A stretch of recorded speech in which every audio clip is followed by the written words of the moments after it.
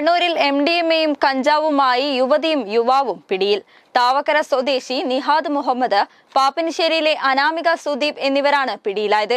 Operation D ഹണ്ടിന്റെ ഭാഗമായി town police നഗരത്തിലെ ലോഡ്ജുകളിൽ നടത്തിയ പരിശോധനയിലാണ് ഇരുവരും പിടിയിലായത്.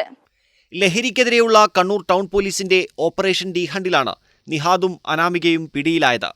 ലോഡ്ജുകളിൽ സിന്തറ്റിക് ലഹരി ഉപയോഗവും വിൽപ്പനയും വ്യാപകമാണെന്ന വിവരത്തിന്റെ അടിസ്ഥാനത്തിലായിരുന്നു പരിശോധന. താണയിലെ ലോഡ്ജിൽ വെച്ചാണ് ഇരുവരും പിടിയിലായത്. റിസപ്ഷനിൽ മുറിയെടുത്തവരുടെ വിവരങ്ങൾ പരിശോധിച്ചപ്പോൾ ലഹരിക്കേസിലെ പ്രതികളായ നിഹാദ് മുഹമ്മദും അനാമിക സുദീപും ഒരു മുറിയിലുണ്ടെന്ന് പോലീസ് മനസ്സിലാക്കി. തുടർന്നായിരുന്നു ഇവരുടെ മുറിയിൽ പരിശോധന നടത്തിയത്. 4 ഗ്രാം MDMAയും 9 ഗ്രാം കഞ്ചാവും കണ്ടെത്തി. അനാമികയുടെ പേരിൽ 3ഓളം കേസുകളുണ്ട്. ഗായികയായിരുന്ന അനാമിക 4 വർഷത്തോളമായി ലഹരിക്കടിമയാണ്.